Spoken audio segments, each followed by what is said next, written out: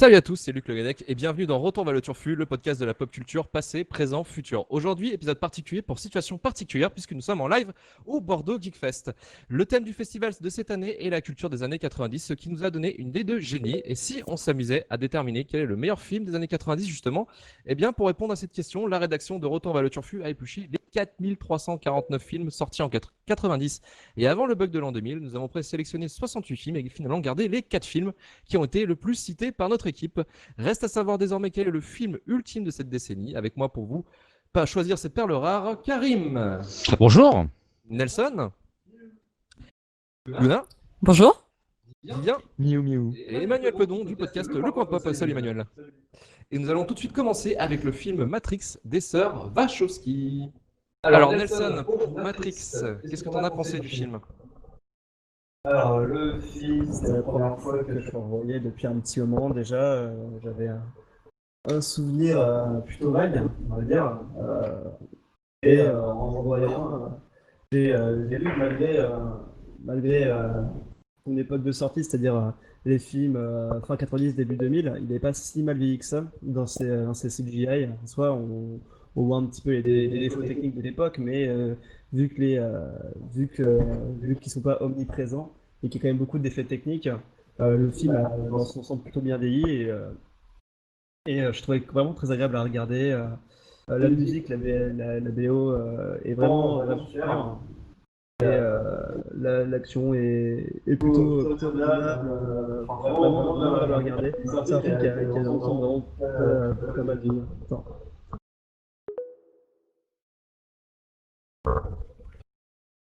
Yes, bah moi je suis plutôt d'accord là-dessus. Surtout au niveau de l'action, ça se voit encore t'as des films qui reprennent les gimmicks de Matrix, quoi, avec du style les balles qui se font éviter là, Le bullet en se time. penchant derrière. Ouais, le bullet time aussi, mais tout ça. Donc c'est vrai que mine de rien, c'est marquant, quoi. Et il a vraiment pas pris une ride par rapport enfin, à part sur certains effets numériques, mais sinon, vu qu'il en a pas trop abusé, ça fait pas l'effet Star Wars 3. C'est pas genre le film qui vieillit vachement mal. Donc, ouais, un bon film, et je pense qu'il a ses chances de finir bien dans le top, dans le bon top 3, je pense. Ça marche. Emmanuel, à toi, qu'est-ce que tu en as pensé de Matrix finalement? Est-ce que c'est le meilleur film des années 90 pour toi? Non, non, on y reviendra plus tard à ça. Non, dans l'ensemble, moi c'est un film que j'ai découvert au ciné à l'époque parce que j'avais la chance dans ma petite ville d'avoir un ciné qui passait les films un peu après leur sortie. Et du coup, j'ai vu Matrix sur le grand écran à l'époque. Pour moi, c'est un film qui vieillit pas, hein. C'est vraiment un classique qui a à la fois révolutionné le cinéma d'un point de vue technologique, tout en étant solide philosophiquement et qui a forgé une certaine génération au final d'un point de vue philosophique. Ouais, c'est toujours une grosse claque à chaque fois que je le vois et je l'ai vu des dizaines de fois. Alors je suis beaucoup plus sceptique sur les suites, mais elles sont même pas sorties dans les années 90, donc même pas besoin d'en parler. Elles n'existent pas. Mais ouais, c'est un gros classique du cinéma SF qui les ferait récent avec mon référentiel. Avec ton référentiel à toi, ouais. Ça marche. Karim, Matrix pour toi, qu'est-ce que ça t'évoque, pardon? Matrix, pour moi, c'est une grosse expérience, parce que pour moi, c'est un film vraiment qui a fait une transition dans le cinéma pour moi, entre les années 90 et 2000. En fait, Matrix, pour moi, c'est un peu le film de la frustration, parce que je trouve le film extraordinaire, super, bien fait, qui a pas mal vieilli, ainsi de suite. Par contre, c'est le film qui a développé chez moi le syndrome chez les gens qui sont sortis du film et qui disaient, j'ai pas compris le film. Et c'est quelque chose qui m'a toujours énervé, parce que je trouve Matrix limpide. Et justement, c'était une des grandes qualités du film, et quelque chose qui n'avait pas été compris à l'époque, ça m'avait un peu gavé. Après, pour moi, c'est un film qui est fou, parce que je suis un fan de SF, je suis un fan de bagarre, je suis un grand fan de Keanu Reeves aussi à la base. Le film est vraiment, pour moi, le film est vraiment excellent, et peut-être pas meilleur film pour moi des années 90, mais très très bon film. Ouais, là je voulais rebondir sur le fait que tu parlais d'un film qui a laissé quelques personnes sur le carreau, qui est quelque chose qu'on voit plus trop aujourd'hui parce que les studios prennent plus le risque en fait. C'est quelque chose, déjà les films des Wachowski, et on n'en produit plus beaucoup parce que les studios se craquent régulièrement, hein. Jupiter Ascending ou Cloud Atlas, c'est des films qui n'ont pas C'est- forcément très bien marché au box-office. Mm. Et, euh, et ouais, du coup, les studios prennent plus le risque. Et Mm. on est dans une période du cinéma aujourd'hui où on a des gros blockbusters qui sortent tout le temps de Disney ou de gros studios. Ouais, mais lisse. Ouais, qui sont beaucoup plus lisses philosophiquement. Ouais. Je vais pas être d'accord avec toi là-dessus sur c'est ça que j'ai aimé Matrix et cette génération de films qu'il y a eu autour de ça fin 90 début 2000, c'était souvent des plâtres, il y a beaucoup de choses à des fois qui étaient pas bien, mais il y avait encore de l'idée, il y avait encore de la recherche, il y avait encore de l'écriture. Et ça c'est pour ça que ce Matrix parmi tant d'autres, il va rester haut parce que c'est un film qui bah, il avait, je veux dire une expression, mais il avait un peu des couilles en fait quelque part. Et je suis d'accord avec toi, ça manque énormément ces derniers temps, surtout dans le blockbuster et surtout dans la SF qui pour moi est un style qui normalement et gavé de ça. Super, merci les gars. On va passer à un autre film, cette fois-ci dans un univers extrêmement différent, puisqu'on va se retrouver en Belgique. C'est arrivé près de chez vous, donc réalisé par Benoît Poelvoorde, Rémi Pelleveau et André Bonzel, sorti le 4 novembre 92. Au casting, nous retrouvions Benoît Poelvoorde, Rémi Pelleveau et André Bonzel, c'est incroyable. C'est l'histoire d'un groupe de tournage qui, pour faire un documentaire, suit le quotidien de Ben, qui a la particularité d'être un excellent psychopathe, tueur à gages et optionnellement poète. Karim, c'est arrivé près de chez vous, qu'est-ce que ça t'évoque ce film? Alors ça, c'est pour moi par contre une véritable grande expérience. Ce film, en fait, il est sorti donc 92, j'avais 7 ans, et c'est comme s'il a toujours existé pour moi, parce que ma mère parlait tout le temps de ce film en mode c'est ouf, ce film c'est taré, il m'habille pas bien, il m'a fait rire, et elle a mis de suite en rente il me cul. Ce qui fait que quand je l'ai découvert quelques années plus tard, quand j'avais 12, 13, 14 ans, eh ben j'avais un petit peu ce sentiment d'interdit et je pensais pouvoir être préparé. Et ce film, en fait, pour moi, alors, tu l'as résumé, c'est très drôle dans son côté ignoble, et surtout pour moi, en fait, c'est un film à chaque fois, pourtant je sais ce qui va se passer, mais il me met étrangement dans une situation personnelle très étrange. Manuel le disait tout à l'heure, en fait, ce film n'a pas de limite. Je veux dire, il va toujours de plus en plus loin, et même si tu sais qu'il va de plus en plus loin, ce film va toujours de plus en plus loin, voire jusqu'à, pour certains, trop loin. Moi encore, ça passe. En tout cas, très loin. Et c'est un film pour moi rare parce que, sous découvert d'un truc un peu con-con, d'un faux docu-fiction qui a l'air marrant juste avec un acteur qui est capable de sortir des phrases extraordinaires, bah, je le trouve vachement plus profond que ça, et surtout, il te met dans un état de réflexion, je trouve très badant parce qu'il te fait pousser un peu à la limite, quoi. Je veux dire, moi, j'étais pas prêt à voir ça dans les fins des années 90 quand je l'ai vu, un film qui va aussi loin. J'étais absolument pas prêt et j'étais même gêné d'en rire parce que pendant 90% du film, tu te marres et sur la fin, des fois, t'as envie de te marrer, mais tu peux pas te marrer parce que c'est pas bien de se marrer là. Je veux dire, c'est pas bien. Mais dans le fond, toi, t'as envie de te marrer, pas parce que t'es un connard, parce que le film est bien fait. Donc, ce film, ouais, pour moi, c'est une expérience rare et assez puissante sur le coup. C'est arrivé près de chez vous. Ouais, une expérience puissante et un vrai coup de poing, quoi, finalement. Ouais, carrément. Ouais. Yuna, de ton côté, c'est arrivé près de chez vous. Alors moi, je l'avais vu il y a quelques années également. Il m'avait pas mal marqué pour les raisons qu'on peut comprendre. J'avais pas le souvenir que c'était aussi malaisant en fait. Quand je l'ai revu il y a quelques jours, je me rappelais vaguement de quelques scènes mythiques, hein, le petit Grégory, ce genre de choses. C'est le genre de film, en fait, j'arrive pas à savoir si j'aime ou si je l'aime pas parce que il est vraiment dans un sentiment inconfortable, mais je me dis c'est peut-être ça qui fait que c'est un bon film. C'est le sentiment qui cherche à te renvoyer en fait. Bah, moi, si je peux m'exprimer hein, sur le film, c'est surtout le film, il va t'amener à un niveau déjà de malaise dans le sens où tu suis enfin, les personnages, le groupe, le réalisateur, la prise de son et tout ça, suit quand même un psychopathe de base. Et c'est vrai qu'en fait, au fur et à mesure du film, ils vont participer et ils vont se mettre au jeu aussi du tueur à gage, comme le spectateur finalement prend aussi part de façon empathique justement au personnage principal. Et c'est vrai qu'à un moment donné, bah, on arrive à un turnover, un turning point du film où ça devient vraiment très très énervé quoi. Et C'était ouais, vas-y il Yuna, y a dis-moi. la réflexion aussi sur le rapport entre les médias, qui est représenté par les journalistes, et le sujet, qui est le personnage de Benoît Poelvoorde. On voit que le rapport de force, il s'inverse quand les gars commencent à manquer de moyens et qu'ils disent, ben non, laisse tomber, c'est moi qui paye. Et c'est là où on sent qu'il y a un gap quand même qui se fait dans la relation entre l'un et l'autre, qui est intéressant aussi. Non, carrément. Et puis c'est vrai que ça a été fait, ça a été en réaction épidermique, pardon, aussi par rapport à l'émission Striptease. Le film a été en fait fait sur cette base-là de réaction en disant putain mais c'est quoi cette merde. Bon, en fait Striptease, on se rend tous compte que c'est quand même une des meilleures émissions de la télé jamais faites. Mais c'est vrai qu'à l'époque c'était quand même extrêmement choquant. Vivien, à toi. Ouais, bah de toute façon, j'ai pas grand-chose à rajouter sur tout ce qui a été dit là. C'est. Oh mais ça c'est le mec au dernier. Oh Ah merde, il a non, tout j'ai dit. plus rien à dire. Ah, quel dommage.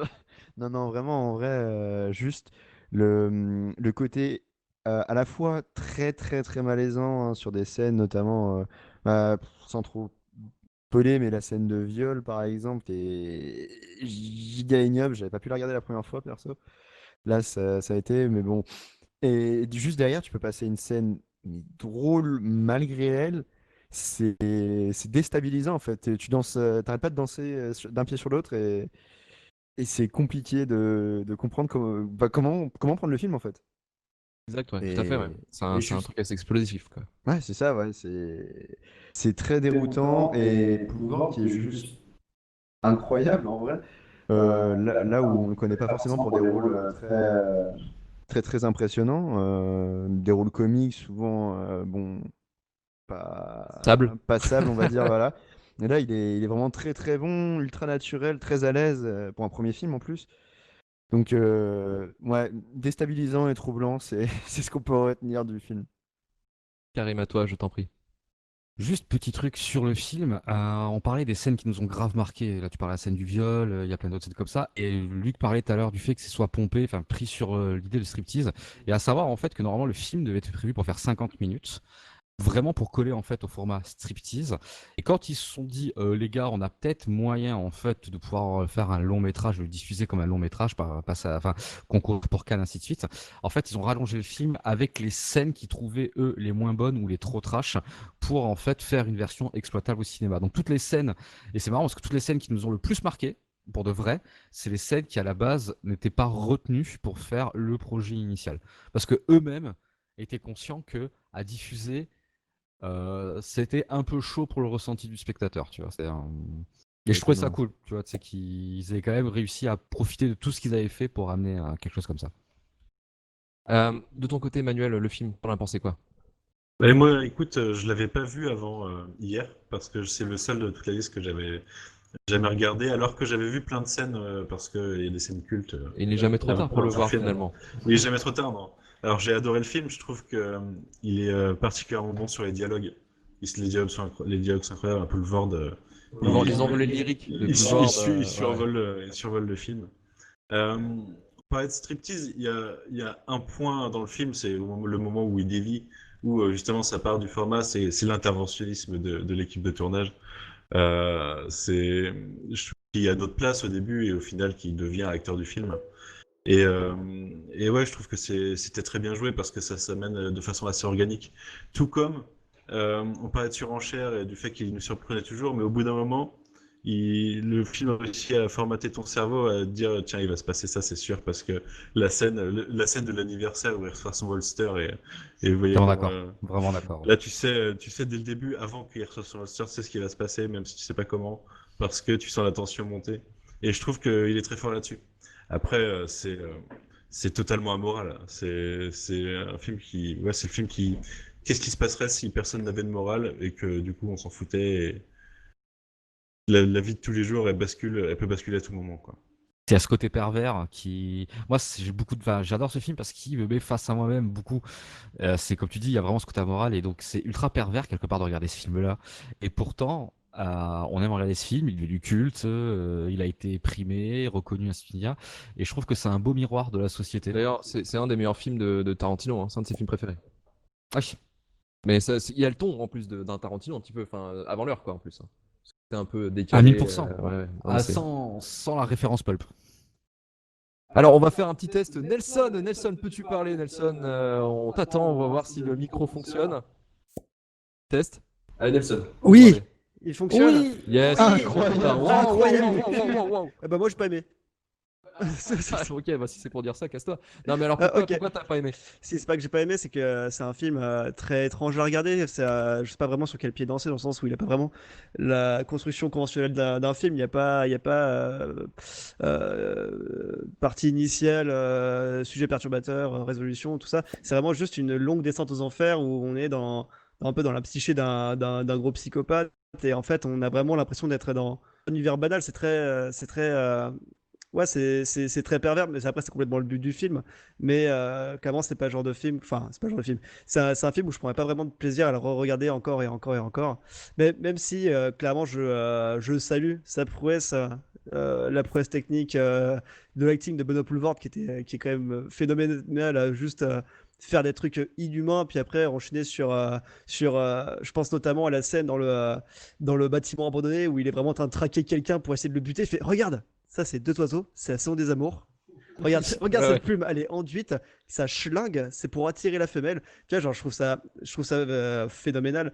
Et même, t'as, genre, que tu passes d'une scène ultra trashouille et juste à côté, t'as le quotidien du tueur qui est avec sa famille, tranquille, en train de parler. Il est en train de se taper des barres, en train de jouer du piano avec sa meuf. Hein. Honnêtement, ce film est vraiment vraiment très intelligent. Il est super sympa, mais clairement, à titre personnel, ce serait pas un film que je me remettrais encore et encore, parce que bah, c'est vraiment une expérience à vivre. Quoi qu'il arrive, je pense que c'est un film qu'il faut regarder au moins une fois dans sa vie. Mais Éprouvant, peut-être, non? C'est plus dans ce sens-là. ouais, c'est ça, c'est un peu éprouvant, quoi. C'est pas un plaisir, tu vois. Un film agréable à regarder, tu veux dire. Exactement, mais il en faut des films comme ça. Beau, ça, pour finir sur C'est ça, beau la répète vie. chez vous. Je pense qu'on peut pas mieux faire. Et on va passer pardon, sur le troisième film. Et le troisième film, ça va être The Truman Show, sorti le 28 octobre 98, réalisé par Peter Weir ou Peter Weir. Je sais pas trop comment on peut le prononcer, mais c'est pas grave, on va faire avec. Hein. Joué avec donc en casting, on avait Jim Carrey, Ed Harris, Laura Linney, Natasha McElhone et Noah Emmerich. Truman Burbank, un employé de bureau tranquille, vit sa parfaite vie dans un quartier parfait où tout semble lui sourire, mais ce vaste gag n'est en fait qu'un plateau de télé réalité immense où tout le monde joue un rôle pour donner la réplique à Truman qui depuis sa naissance est suivi par des millions de personnes à la télé.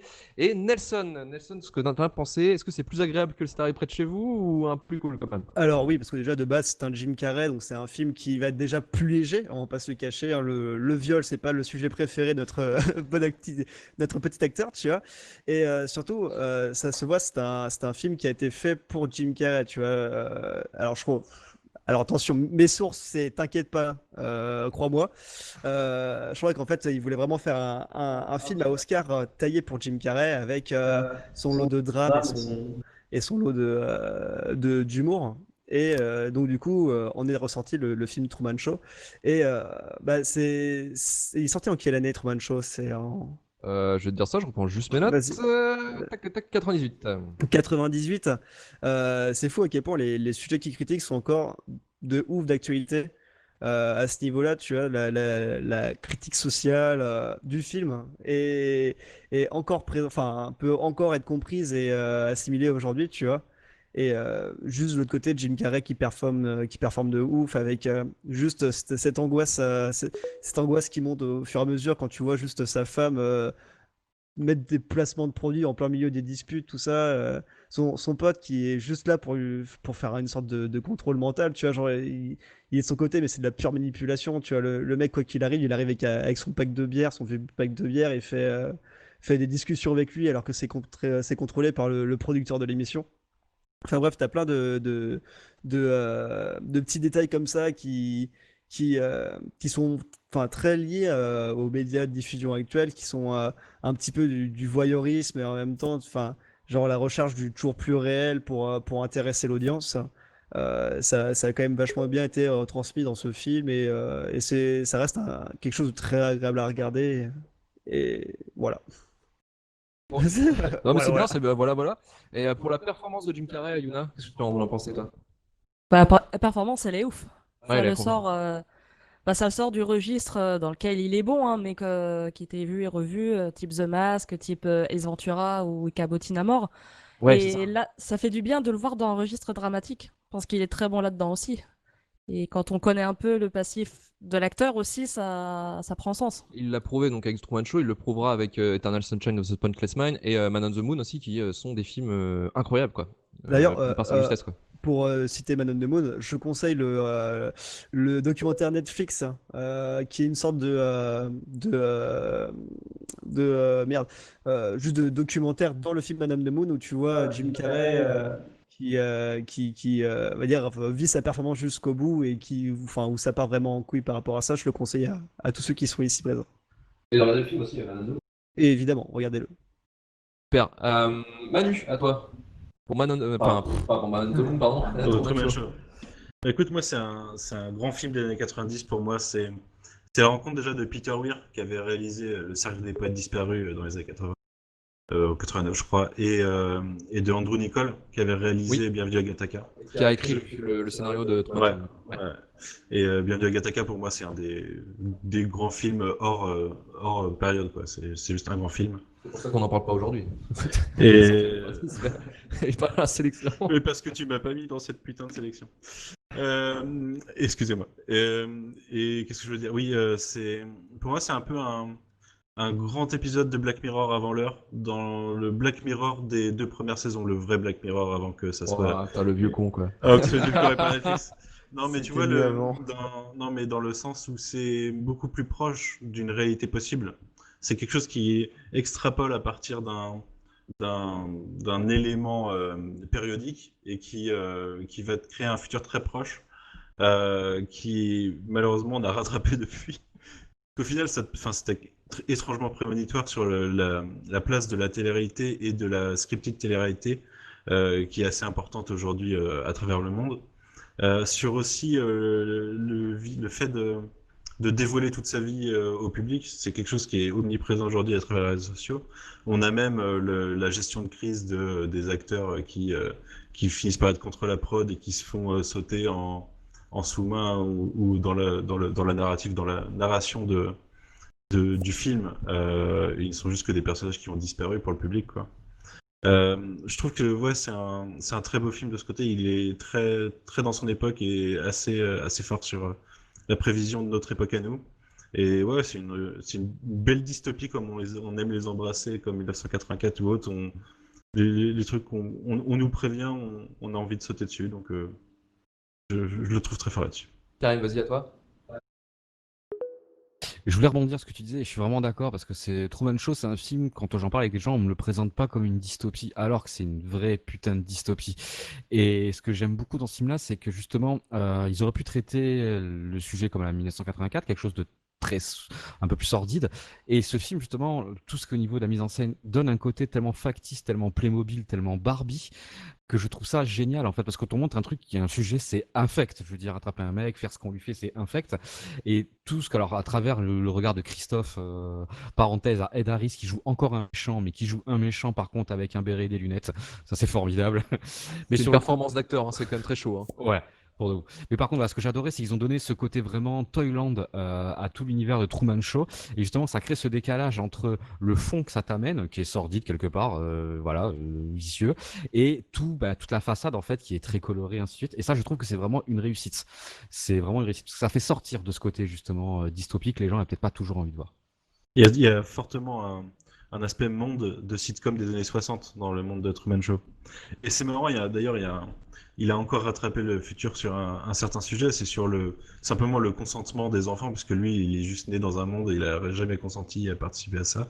Et là, on est en 2020, en juin, on est en train de commencer à mettre des lois en place pour contrôler les parents qui utilisent leurs enfants sur YouTube à faire tout et n'importe quoi, en fait. Et, sans penser à ce que ça peut faire pour l'enfant, pour l'avenir. Et il y a 25 ans presque, on parlait de ça dans des films, quoi. Ouais, finalement toujours la fiction, enfin la réalité rattrape toujours la fiction. Yuna, tu voulais réagir aussi également? Oui, je voulais réagir par rapport à ce que tu disais, Karine, sur le méchant qui n'est pas un méchant manichéen comme on peut en voir dans d'autres films. Et il y a presque une question morale qui se pose à un moment donné. Enfin, moi, j'étais un peu mal à l'aise en tant que spectatrice. C'est quand il dit que Truman, quand il était bébé, que finalement il n'avait pas de parents, qu'il a adopté et que du coup il l'a préservé de tous les malheurs qui pourraient lui arriver dans sa vie. Et... Enfin, on sait bien que personne ne peut être épargné de tous les malheurs. On savait que c'est pas forcément une bonne chose.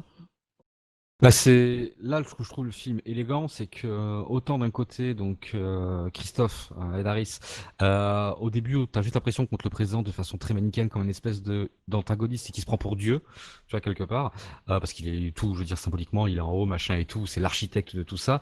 Et de l'autre côté, moi je déteste ce personnage juste parce qu'il a cette hypocrisie vis-à-vis de lui-même en fait. Et il est cynique. Et il est cynique de fou. Donc à la fois je l'adore parce qu'il est cynique, de l'autre côté, pendant le film j'ai vraiment envie de l'étrangler parce qu'il donne l'impression de croire à ce qu'il dit, à vraiment l'épanouissement de quelqu'un à travers tout ça, machin et tout.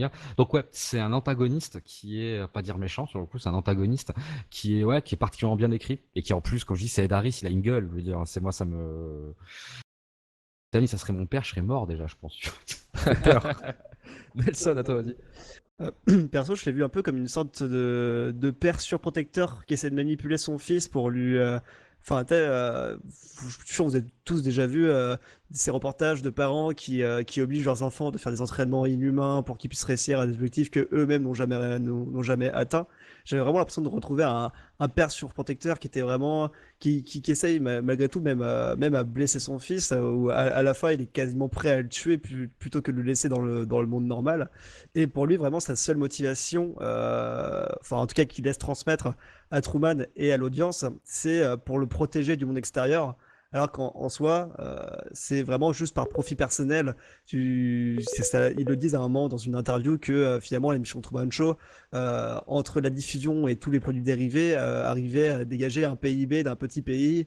Euh, en soi, ouais, je vois ça un petit peu comme un père à la relation toxique avec son fils, où il essaie juste d'en tirer profit parce enfin, c'est juste la poule aux odeurs, en fait, il veut juste pas la lâcher. Et c'est un peu comme ça que j'ai interprété ce rôle de vilain, on va dire. Ouais, non, exactement, ouais, carrément. On peut faire le parallèle là-dessus aussi également. On va passer maintenant à un autre méchant qui fout un peu plus la merde. On va parler de Seven. Alors, Seven, sorti le 31 janvier 96, réalisé par David Fincher. Au casting, on retrouvait Brad Pitt, Morgan Freeman, Kevin Spacey et Gwyneth Paltrow. Alors, l'histoire du film avec Gwyneth Paltrow, j'aime bien faire un petit peu l'accent de merde. L'inspecteur Somerset passe sa dernière semaine de service en tant qu'inspecteur dans une grande ville américaine avant sa retraite. Il va alors prendre sous son aile, par dépit, un jeu de flic fougueux, pour pas dire un espèce de petit con, avec qui il va devoir résoudre une affaire de meurtre en série qui va bouleverser leur vie. Alors Seven, on va commencer avec Karim. Karim, Seven, pour toi, est-ce que ce serait pas le meilleur film des années 90 finalement? Alors, c'est pas le meilleur film des années 90 selon moi, mais c'est vraiment l'un des meilleurs films des années 90, l'un des meilleurs thrillers policiers.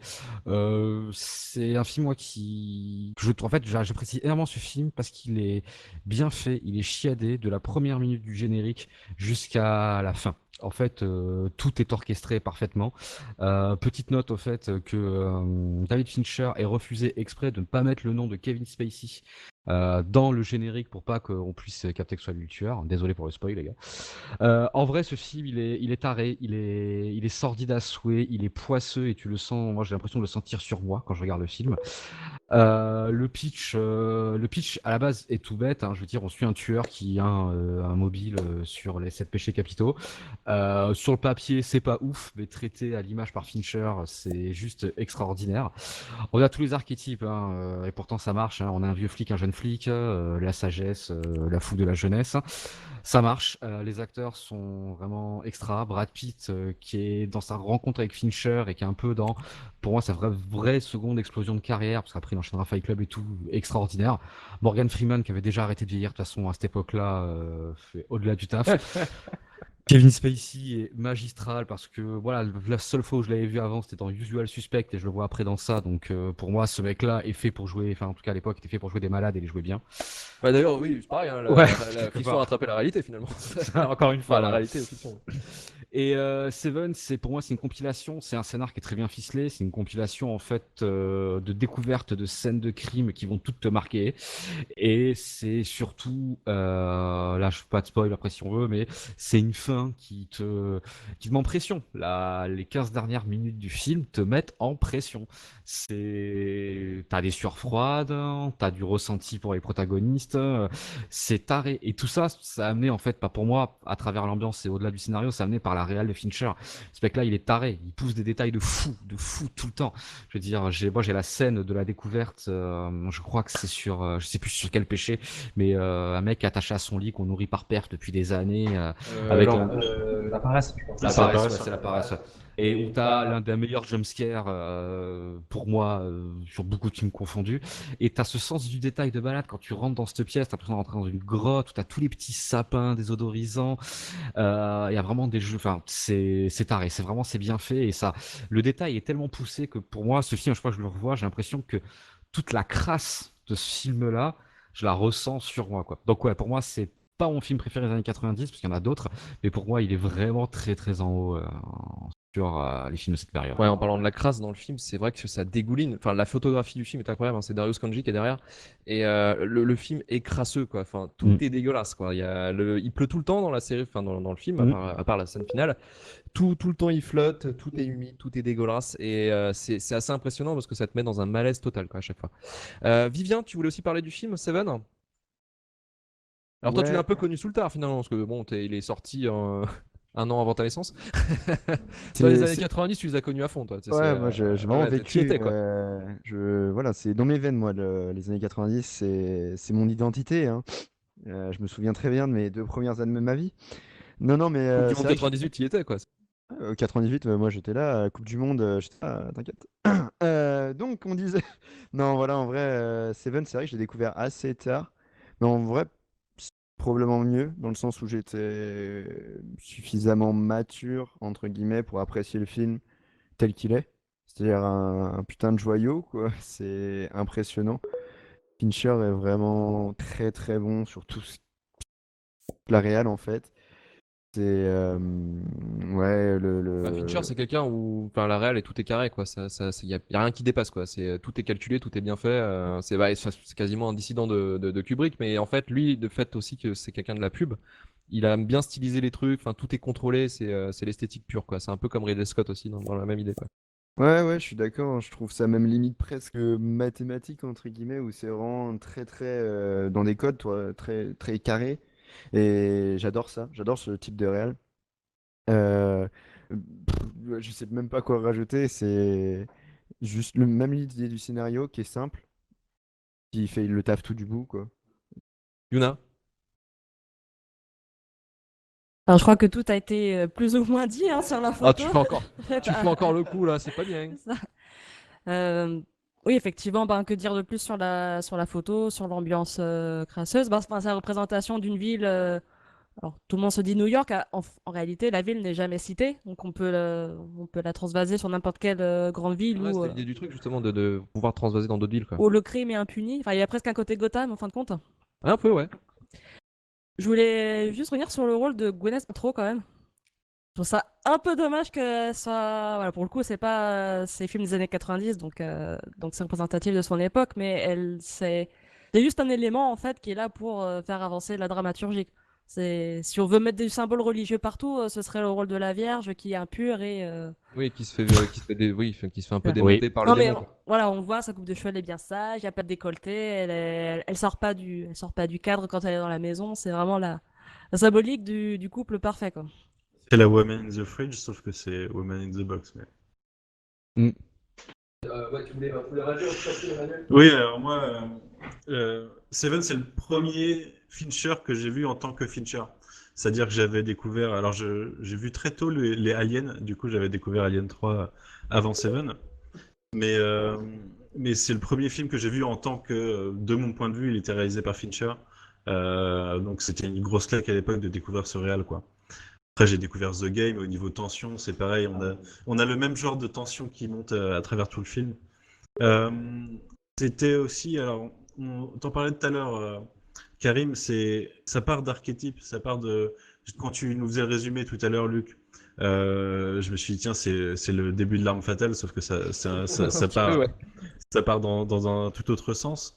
Donc ça part de trucs simples, puisque c'est pareil, on a vu pas mal de...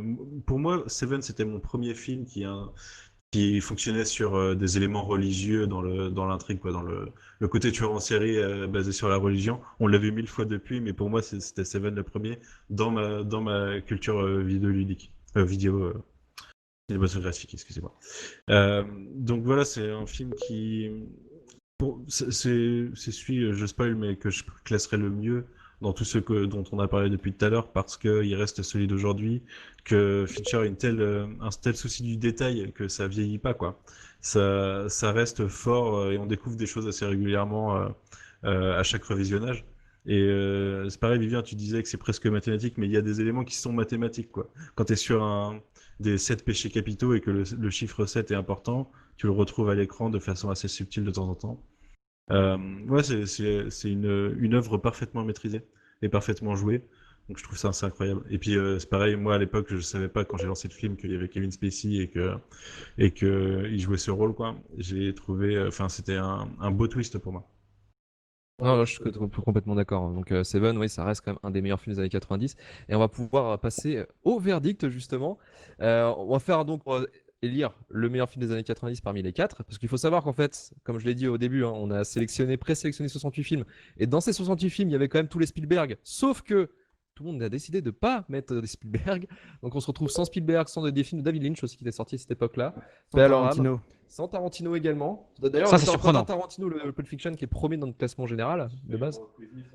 Voilà, To Firewalk With Me de David Lynch, qui avait fait aussi une histoire vraie qui était incroyable aussi comme film. Il n'y aura pas de Satoshi Kon, donc Perfect Blue également, que moi j'avais noté comme meilleur film des années 90, mais qui n'est pas passé dans la sélection. Ça m'a bien saoulé. Starship Troopers aussi de Paul Verhoeven, qu'on ne parlera pas aujourd'hui également, qui est un aussi des meilleurs films des années 90. Mais bon, Il n'y a pas les autres- Goodfellas aussi, il n'y a pas voilà, les les autres ont Affranchis. décidé de mettre le cinquième élément, par exemple, à la place de Starship Troopers. C'est pas grave. Pas de Scorsese.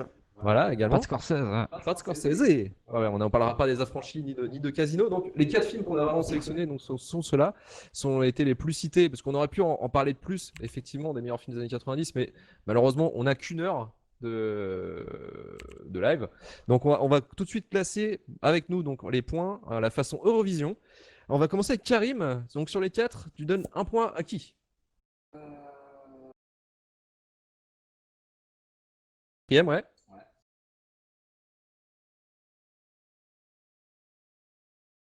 2 points pour le Truman Show.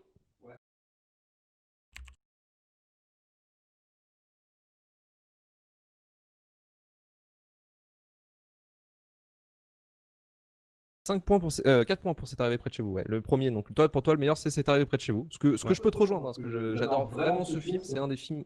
Pas vraiment. Enfin, c'est un film connu dans notre culture à nous, mais c'est vrai que je trouve que c'est un film qui est pas assez cité. Parce que ça reste quand même un film incroyable, moi, je trouve. Après, à la défense de ce film, c'est pas un film que tu peux citer non plus. Si tu demandes à n'importe quelle personne quel est son film préféré des 90, elle dit Jurassic Park. Et j'ai rien contre ça. Moi, j'adore Jurassic Park aussi. Mais va dire à quelqu'un comme ça, mec, bouffe-toi ça. C'est chaud, tu vois, je veux dire, c'est arrivé près de chez vous quand même, c'est pas une pépite que tu peux offrir à tout le monde, je veux dire, tu vas filer ça à ton beau-père, quoi. Tu vois ce que je veux dire? Non, pas bon plan. Non, mais tu vois l'idée, tu vois, donc pour moi, c'est un pour moi, parce que je l'ai découvert et que j'apprécie ça, c'est pour ça que je le mets pour moi en meilleur film des années 90, mais j'essaierai jamais de convaincre quelqu'un que c'est arrivé près de chez vous est le meilleur film des années 90. Toi, le meilleur film des années 90, hors cette listing, c'est quoi le meilleur film des années 90 pour Pour toi? moi, en fait, c'est Reservoir Dogs, De Tarantino, le de premier film. Tarantino, ouais. Normal. Nelson, à toi. Bonjour. Alors, vu que j'aime me faire détester, à l'origine, le dernier film pour moi, c'est arrivé près de chez vous, qui était arrivé derrière le cinquième élément de Luc Besson. Tant qu'à faire, j'aime me faire détester. Pour les raisons que j'ai citées, c'est un film qui est cool à regarder, mais une fois, mais pas plus. En troisième, qu'est-ce que j'avais mis déjà? Je crois que j'avais mis The Truman Show parce que c'est un très bon film de Jim Carrey, mais c'est un film de Jim Carrey, donc du coup, en soi, je ne trouve pas qu'il soit. Enfin, il est marquant, mais pas autant que les deux autres qui vont venir. En deuxième position, j'ai mis Seven parce que c'était une découverte, je ne l'avais jamais vu avant. Et vraiment, ce côté glauque, trashouille m'a vraiment marqué. Et, Kevin Spacey en psychopathe, ça lui va si bien à ce doux visage. Euh, et en première position, Matrix, parce que juste il a tout pété, tout révolutionné. L'écriture est vraiment cool. Les chorégraphies de combat japonaises sont vraiment super sympas. Les CGI vont pas si vieillir que ça. Honnêtement, enfin, pas film préféré des années 90, mais en tout cas dans cette liste-là, c'est le cas. Ouais, Matrix, je le conseille d'ailleurs à le revoir en 4K, il est sorti il y a pas longtemps et les effets visuels et les effets spéciaux effectivement ils sont vraiment incroyables. Matrix c'est vraiment un film qu'il faut revoir. Alors les deux autres, Reloaded et Révolution effectivement moi je les trouve nuls, mais le premier reste quand même la crème de la crème des années 90. En vrai, je les ai revus juste après Matrix, que du coup j'en ai eu l'envie. Et en vrai, ça passe. C'est juste l'écriture, c'est de la masturbation intellectuelle d'étudiants en philosophie, tu vois, mais ça reste potable à regarder, tu vois. Pas mal pour des écrits, enfin pour quelqu'un qui est en philosophie en études quoi.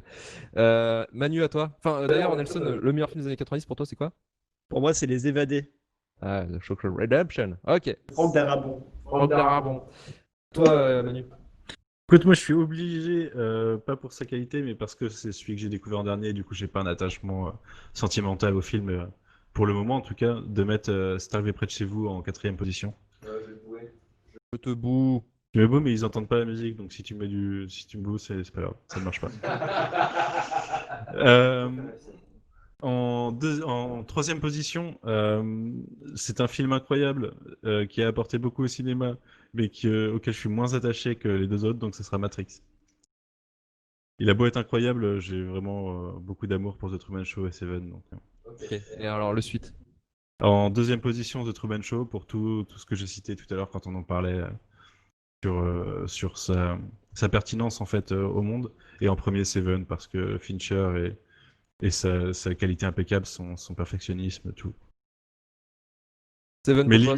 limite, on aurait mis The Game dans le classement, il y aurait eu Seven The Game, j'aurais eu du mal, tu vois. Ah ouais, à ce point-là, tu trouves que The j'adore Game The est Game. justement un peu le film qui est moins cité de David Fincher, tu Ah vois. ouais, mais Pourtant, il est j'adore. fameux. Et ton meilleur film des années 90? Moi, c'est Jurassic Park. Ouais, Jurassic Mais Park, après, donc on en a pas parlé, bien je peux sûr. en citer plein, mais Jurassic Park, ça reste mon film préféré. Bah, de toute façon, enfin, les années 90, bon là on en a pas parlé, hein, mais c'est vrai que c'était un peu la décennie Spielberg. Il en a fait quand même, il a fait L'Empire du Soleil, Jurassic Park, La Liste de Schindler, Il faut sauver Soldat Ryan. Il a quand même chié un paquet de films quand même qui Ouais, étaient mais tu vraiment vois, cool. il y a incroyablement de bons films dans les années 90. Par contre, en tant que meilleur film des années 90, il faut un film esprit années 90 pour moi. C'est pour ça que dans cette liste, j'aurais mis des trucs comme Rock de Michael Bay ou comme Boys. Die Hard 3, tu vois. Ah ouais. Le premier Mad Boys de Michael Bay, moi j'adore. Ouais, parce que c'est un peu le renouveau aussi du blockbuster un petit peu lui, à ce Ouais. moment-là. Vivien, de ton côté? Moi déjà, je tiendrais à insulter les autres membres de l'équipe qui avaient voté plus pour le cinquième élément que pour Pulp Fiction. Tu Donc peux le voilà, faire, c'est bon, casse délit. ça commence. Ensuite, bon, alors c'est compliqué, c'est quand même des bons films tous, là ce qu'on a, vu qu'on a JRT le cinquième élément, il reste que des bons films. Tout a Euh, déjà été dit. ouais, tout a déjà été dit. Non, mais s'il fallait classer quand même, je mettrais The Truman Show en quatrième. Parce que autant qu'on puisse aimer Jim Carrey et ses performances dans des films dramatiques, je pense que déjà Truman Show, c'est pas la meilleure. Vraiment, je le trouve encore meilleur dans Eternal Sunshine of the Spotless Mind. Class Mine, mais pas mal, pas mal. 9 sur 10 pour la Yes. prononciation, c'est pas mal. Laisse, mais c'est pas grave. Ouais, du coup, rien que ça, pour moi, c'est le moins solide des quatre. Derrière, en troisième, ça devient compliqué, mais je pense que si c'est arrivé près de chez vous, je le mettrai en troisième. Parce que, quand même, à côté de Seven et Matrix, voilà, c'est compliqué. Deuxième, du coup, Seven.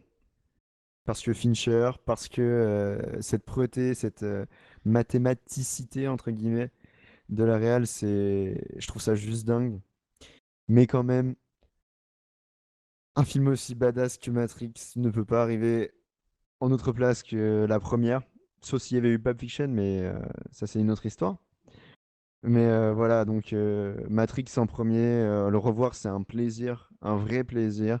Même si certains effets sont un peu datés, tout ce qui est action pure, entre guillemets, c'est tellement haut, quoi.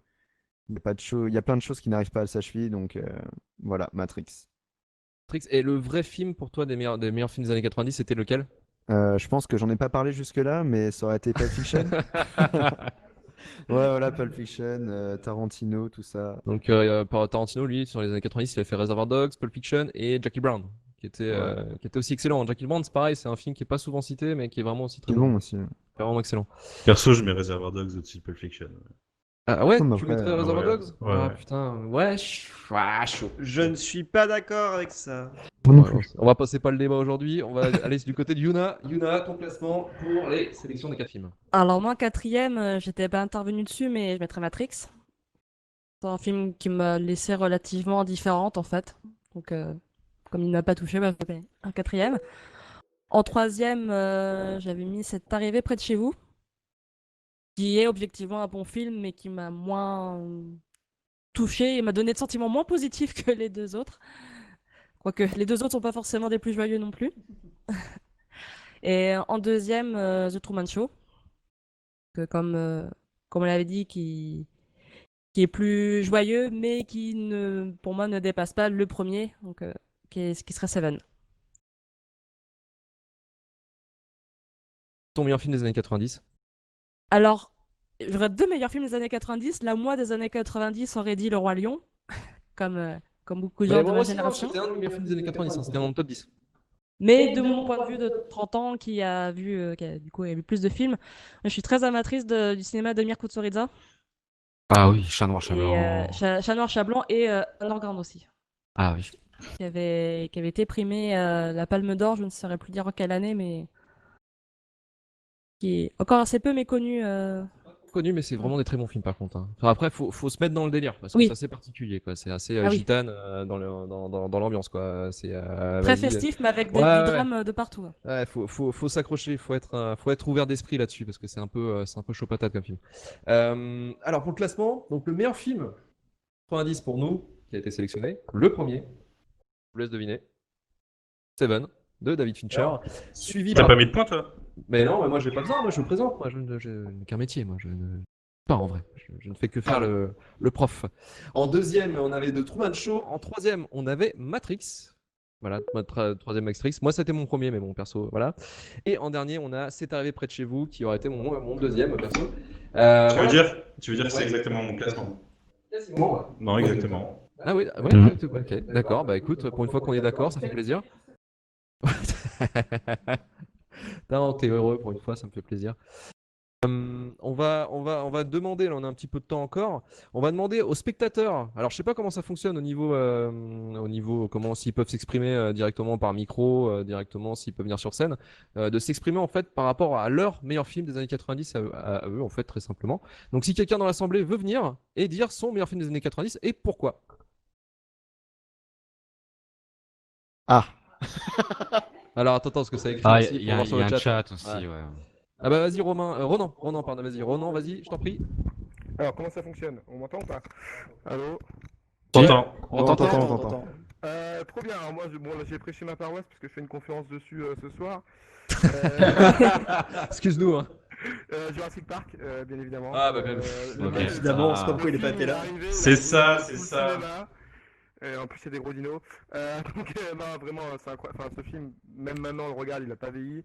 Il a des degrés de lecture, de métatextualité qui sont incroyables.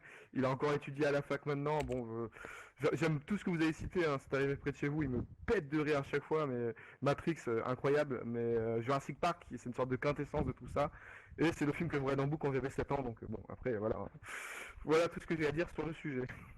Ok, bah Jurassic Park, ça me surprend pas, mais merci beaucoup. Merci Ronan. Est-ce que quelqu'un Merci. aimerait s'exprimer Merci. également?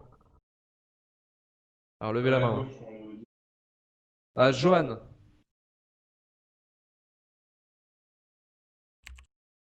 Ah, la haine de Kassavic. Allez-y, hein. Twitch, non? Ouais, Mathieu Kassovitz. Twitch. Qui apparaît dans le cinquième élément d'ailleurs. Ouais, pour son usage de la caméra courte et longue focale, ouais, exactement, ouais, dans la scène de Paris, dans la haine, qui est vraiment sympa. Tiens, on n'a pas parlé aussi d'un réalisateur. On n'a pas parlé de. Putain, comment il s'appelle le mec qui a fait Irréversible? J'ai un trou. Noé. Gaspard Noé. Gaspard Noé, ouais. Gaspard Noé également, un grand film. Irréversible, c'est un film extrêmement dur, mais c'est un très très bon film. Oui, je suis d'accord. Personne d'autre pour exprimer son opinion, son meilleur film? Lost Highway. Voilà. David Lynch. C'est ça, c'est ça. Voilà. Ouais, alors, les films de David Lynch ont été cités par une seule personne sur 10. Pezzo. Ouais, exactement. Maxime Pezzoni qui n'est pas avec nous malheureusement. Mais oui, effectivement. Ouais. Lost Highway. Alors Lost Highway, ceux qui l'ont vu, vous l'avez vu ou pas vous dans l'assemblée? Oui. Ouais. Et Jonas, t'en avais pensé quoi? J'ai rien compris. Au premier visionnage, je n'avais rien compris. Pour ma part, j'ai une préférence pour Mulholland Drive, dans le film Ouais, de allez, David 2000. Lynch. Mais par contre, BO de ouf sur Lost Highway. Ça, Rammstein notamment. Oui, il y a une reprise, ouais. C'était- Pas mal, et pas mal d'utilisation de vie qui était sympa. Il y a également, ce que j'ai vu dans le chat, Firewalk With Me, qui est vraiment intéressant. Ça, c'est ça. Bah, surtout la série Ah. Twin Peaks, qui est incroyable. Quoi. Enfin, Ah, mais Alchemy, c'est quand même grandiose. c'est C'est incroyable. vrai qu'il faut avoir la série au début, mais au niveau du ton par rapport à la série, c'est parti sur totalement autre chose sur Firewalk With Me. C'est malsain, c'est glauque, c'est une tension permanente sur 2h15 de film, je crois, ou 2h45. T'as 1h30 de scène coupée. Ouais, c'est un grand film. Il réveille des sentiments en tant que spectateur. Tous tes sentiments que tu voulais pas ressentir, il les réveille. C'est très étrange. Je sais pas comment il fait. C'est très très étrange. Et puis il y a Chris Isaac dans le film, il y a David Il y a Bowie aussi. Cast. Il y a Cast aussi. Ouais, Un cast, le cast est ça, incroyable. Mais même la série, si vous n'avez pas vu la série Twin Peaks, regardez cette série, quoi. Elle est incroyable. Oui. Et même The Return, même la troisième saison, elle a du charme. Un jour, il y aura un débat de la fin sur. Un Le début début de de la la fin sur Twin Peaks.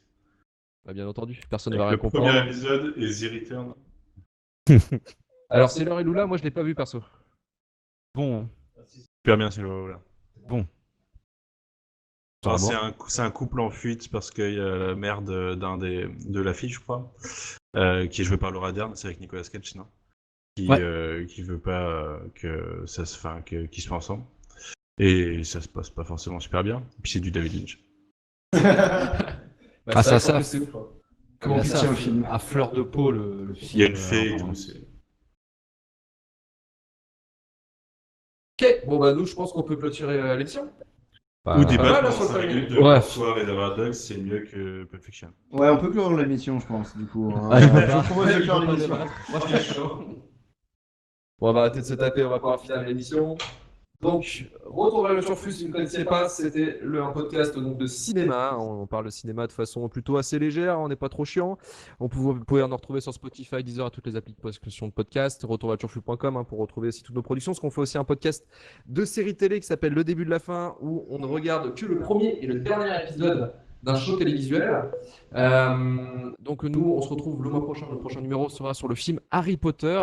Et on parlera aussi également de ce qui se passait en 2001 en France au niveau de la pop culture. Et en tout cas, merci à ceux qui nous ont écoutés. On vous dit à bientôt. Ciao. Merci beaucoup. Ciao. Merci les gens aussi. Ciao. Salut! Merci. Au revoir.